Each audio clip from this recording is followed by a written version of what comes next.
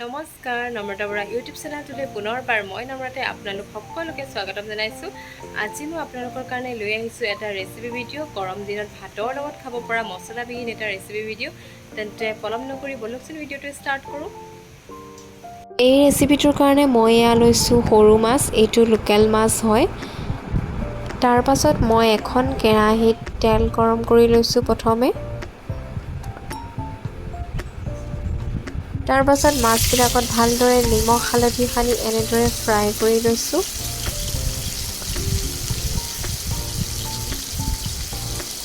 আৰু ফ্ৰাই হোৱা মাছবিলাক ইফালে বাতি এটাত কাঢ়ি লৈছোঁ। তাৰ পাছত এয়া লৈছোঁ কঁঠাল গুটি আৰু ঔটেঙা। এইখিনি মই এতিয়া বইল কৰি ল'ম।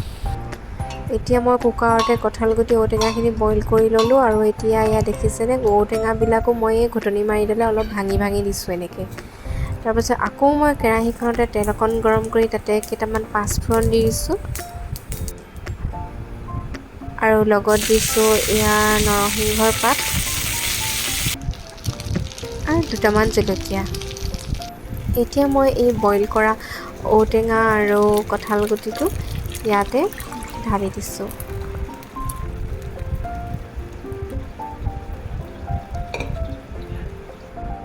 এতিয়া মই সোৱাদ অনুসৰি ইয়াত দিছোঁ নিমখ।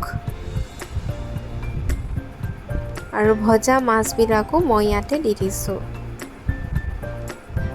ইয়াত মই আগতেও কৈছোঁ যে কোনো ধৰণৰ মছলা মই ইয়াত ব্যৱহাৰ কৰা নাই। অকল নিমখ দিছোঁ আৰু এই জলকীয়া আপোনালোকে দিবও পাৰে নিদিবও পাৰে।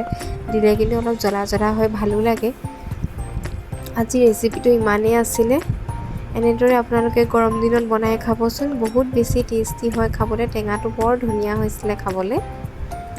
আজি ভিডিঅ'টো ইমানেই। যদি চাই ভাল পালে লাইক কমেণ্ট শ্বেয়াৰ কৰিব আৰু চেনেলটো প্লিজ ছাবস্ক্ৰাইব কৰি দিব।